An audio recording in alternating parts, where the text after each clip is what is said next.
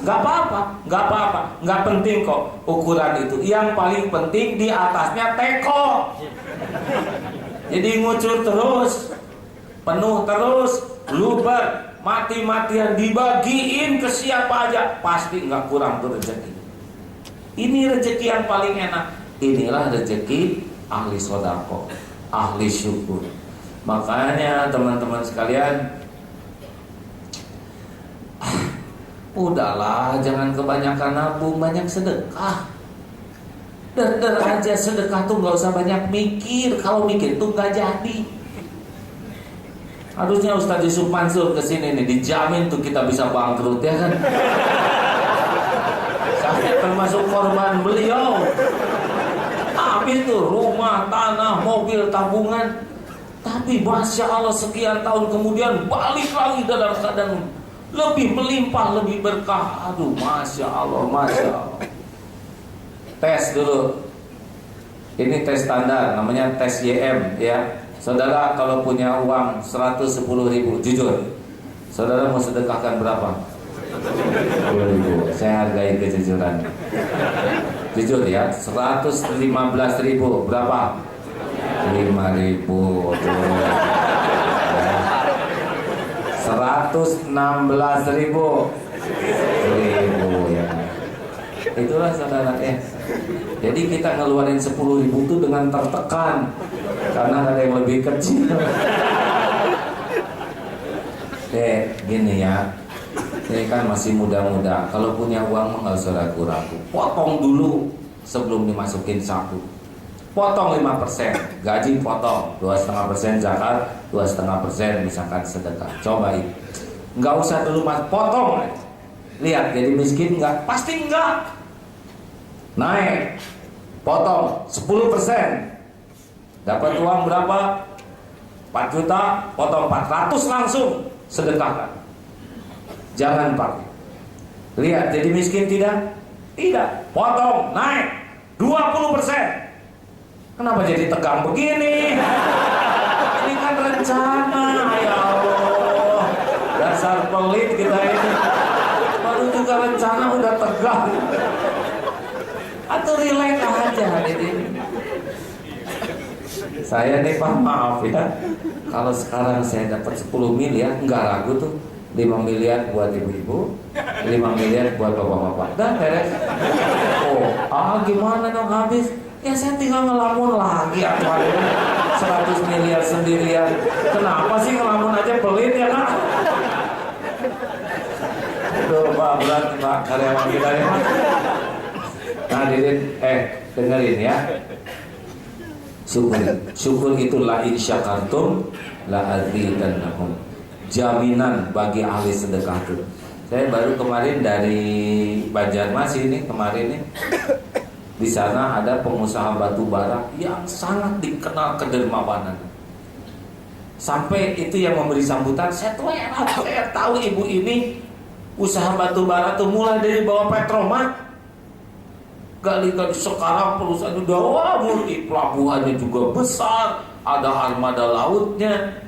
Ketika ditanya apa, cuman satu senjatanya sedekah, karena nggak ragu-ragu. 4.500 orang kasih, desa ini kasih, wah gampang, makin dibagiin makin melimpah. Emang begitu hukumnya. Orang yang paling gampang dapat rezeki itu orang yang ahli sedekah. Nggak usah mikir deh. Nih, sekarang harusnya, ayo keluarin apa? Buka dompet atau gelang atau giwang, sok dompet buka, keluarin isinya.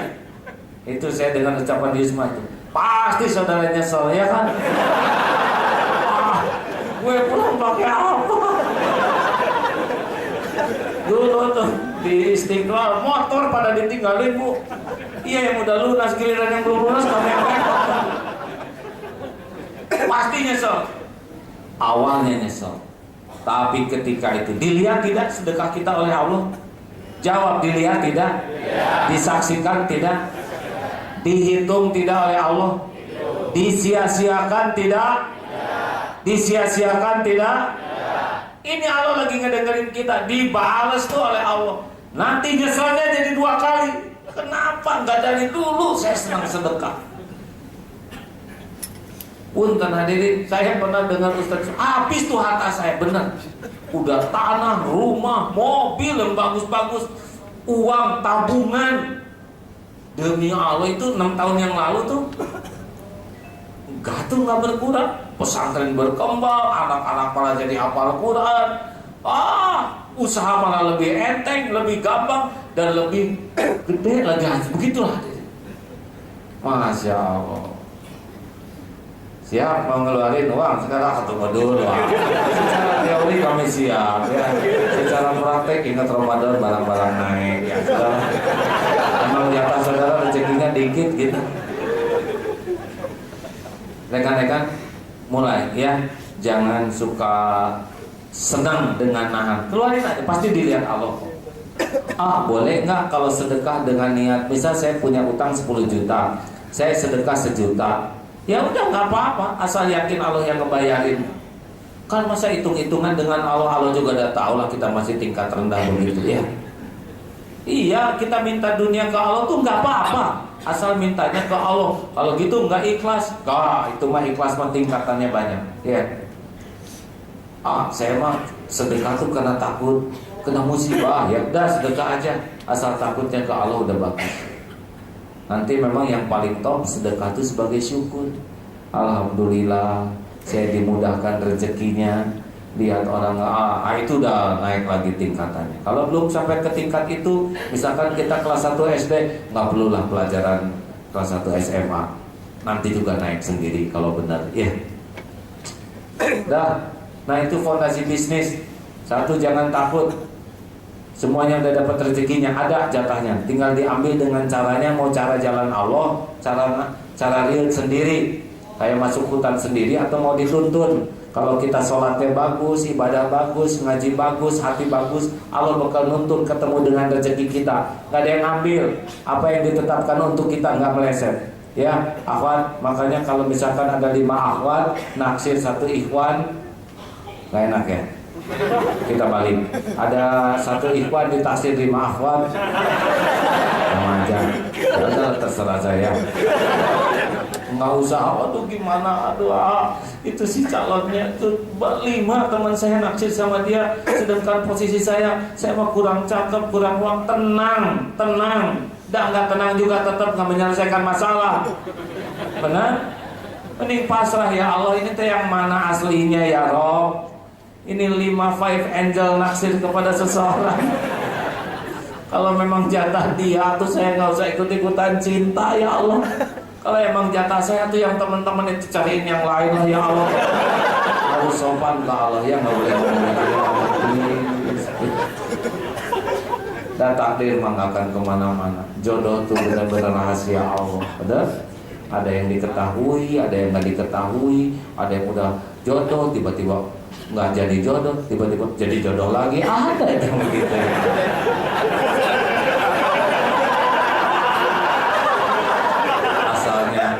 Jadi istri pertama tiba-tiba jadi istri kedua. Nah itu juga ya, benar rahasia Allah ya kan. Allah ini asli hadirin. Kalau dengan iman mah ngelihat dan ngejalaninya tuh lebih ringan.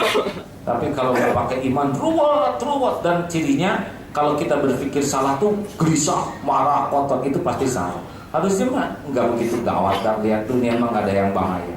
Yang bahaya tuh salah menyikapinya.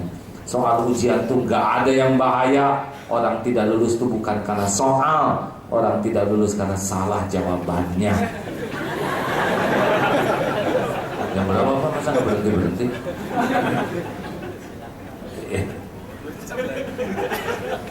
Dengerin ini. Jadi orang itu tidak lulus bukan karena persoalan hidup, tapi karena salah menyikapi persoalan. Jelas? Karena si persoalan sendiri udah diukur oleh Allah. Allah tuh maha adil, tidak akan salah dosis kepada kita. Kenapa ngerjain soal susah? Jawab. Kenapa? Kenapa ngerjain soal stres, pusing? Kenapa? Karena nggak tahu jawabannya. Ya kan? Kenapa kita pusing ngerjain soal? Karena nggak tahu jawabannya. Karena kalau tahu mah nyengir lihat soal tuh. Nah, perbedaannya persoalan sekolah dengan persoalan hidup.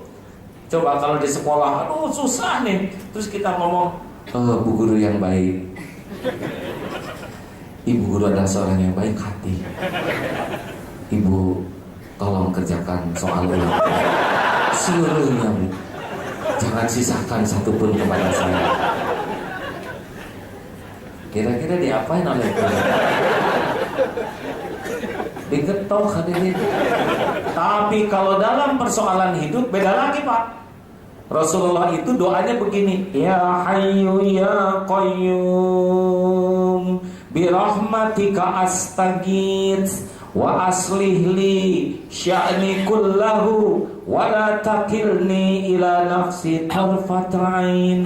Wahai Allah yang maha hidup, wahai Allah yang berdiri sendiri mengurus segalanya, dengan rahmat-Mu tolong saya ya Allah, perbaiki urusan saya seluruhnya ya Allah, dan jangan serahkan kepada saya walaupun sekejap mata. Itulah Rasulullah. Makanya sukses dalam segala sisi, karena Rasul minta tolong setiap saat, setiap urusan. Nah, bedanya dengan kita mah segala dipikirin. Udah jelas bodoh kita ini mikir, atau jelas ngaco ya. Halo? Aduh, gimana? Makanya gak usah terlalu banyak mikir, Bu, menghadapi hidup ini. Mikir dikit, segera kembalikan ke Allah. Nanti otak ini dituntun oleh Allah. Bekal mikirnya tepat, karena Allah yang menguasai otak kita dan Allah yang menguasai solusinya. Ada yang suka cemburu sama suaminya atau calonnya, sok aja pikirin, pasti stres, ya kan? Benar tidak? Dan tidak selesai. Kita nyewa seseorang masih 200.000, tetap aja informasinya baik semua. Sebab si itunya ngasih 1 juta hari dia. Mendingan sholat 2 rakaat. Ya Allah, Engkau tahu badan saya gereges-gereges kurang maju. Saya lagi cemburu ya Allah. Engkau tahu di mana suami saya, lagi apa, dengan siapa. Ya Allah, Engkau tahu suami saya lemah iman, lemah dompet. Tolong ya Allah, tolong kuatkan iman suami saya. Didengar tidak oleh Allah? Didengar tidak? Dilihat tidak air matanya oleh Allah? Dikabulkan tidak? Dikabulkan. Suami yang mau ke diskotik tiba-tiba jadi ke masjid, jadi ke sini saya. Jadi ceramah, jadi tobat. Saya rencananya ke diskotik, kenapa jadi ke masjid? Malah itikaf. Itu berkah doa istri. Makanya nggak usah kebanyakan ngomong, ngancem, nge-BBM, SMS, nggak bisa. Doa tuh bisa ngerubah takdir. Ya Allah, jika suami saya matanya larang sini larang sini, udah ambil aja lah ya Allah dosa-dosanya ya Allah. Ya masa. Udah hadirin. Pak Ari, kartu itu dibawa. Teman-teman, kalau ada yang mau dikirimi SMS ya, saya dakwanya sekarang banyak menggunakan teknologi, bisa SMS, Twitter. Nanti dibagikan ada kartu di depan, tinggal daftar, tidak terima, tidak bayar, tidak pungut tidak motong pulsa ketika dapat kiriman ya. Kalau register sih pasti mungkin sesuai dengan operatornya masing-masing. Namanya Kapsap gitu ya. Lalu kalau sebetulnya tiap hari itu ada di radio, di BlackBerry, di Android itu ada rekamannya. Mungkin kalau udah siap nanti saudara diberitahu. Kalau tertarik dengan ilmu tauhid ini enak ya. Kalau udah ke Allahnya udah makin yakin tuh udah adem aja itu. Karena gelisah itu pasti karena kurang yakin ke Allah. Kalau udah yakin ke Allah mah la khaufun alaihim walahum yahzanun. Allahumma shalli ala Muhammad wa ala alihi wa ashabihi ajmain. Alhamdulillahirabbil alamin. Ya Allah, wahai yang maha mendengar, hujamkan di hati kami hanya yang benar-benar ilmu yang Kau berkahi. Jauhkan dari kami segala ilmu amal yang tiada Engkau ridhoi. Wahai Allah, Engkau tahu siapa diri kami yang sebenarnya. Engkau janji di bulan Ramadan ini bulan ampunan. Rob, ampuni sebusuk apapun hidup yang pernah kami jalani. Ampuni ya Allah, sekelam apapun masa lalu kami, sehitam apapun kehidupan yang pernah kami lalui. Ya Allah, bersihkan dari senista apapun aib-aib yang selama ini kami tutup-tutupi, kami sembunyikan, padahal Engkau tahu. Ampuni ya Allah durhaka kepada orang tua kami. Ampuni siapapun yang pernah mendekati zina, Engkau saksikan pernah berbuat nista. Ya Allah, ampuni dosa yang terang-terangan, yang sembunyi-sembunyi. Ampuni dosa yang berulang-ulang kami lakukan ya Allah, padahal kami tahu itu dosa. Wahai Allah yang maha baik, kuatkan iman kami. Berikan kesanggupan kami menghindari maksiat. Berikan kesanggupan kami menghindari dosa ya Allah. Berikan kesanggupan kami agar tidak diperbudak nafsu, tidak tergelincir karena syahwat, tidak terjerumus karena amarah. Rabb, jadikan Ramadan ini merubah hidup kami. Bukakan hati kami agar hakul yakin padamu. Jangan biarkan ada keraguan di hati ini terhadapmu. Dan bimbing agar kami bisa mengabdi yang lurus sungguh-sungguh padamu. Berkahi majelis ini ya Allah. Catatkan siapapun yang hadir ini menjadi hamba-hamba yang Kau sayangi, hamba-hamba yang Kau lindungi, hamba-hamba yang Kau cintai. Rabbana atina fid dunya hasanah wa fil akhirati hasanah wa qina azabannar. Amin ya Allah ya rabbal alamin.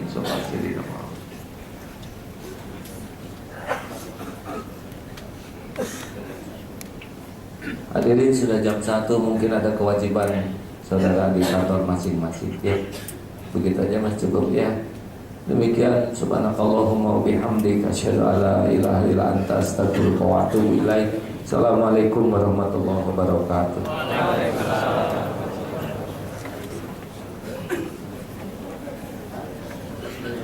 Assalamualaikum warahmatullahi wabarakatuh. Insyaallah setelah ini akan ada penyerahan secara simbolik program wakaf Quran dari MTHS kepada DKM Kota Kasablanka, yang dimana dari MTHS akan diwakili oleh pengurus MTHS, dan mungkin dari DKM Kota Kasablanka ada yang perwakilan Pak Anas.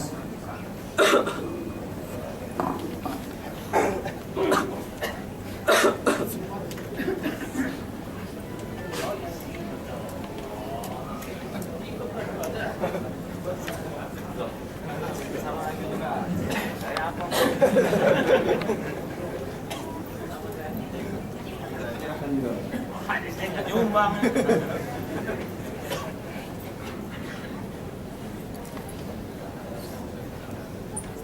Ini bukan dari saya sih. Berdua ya.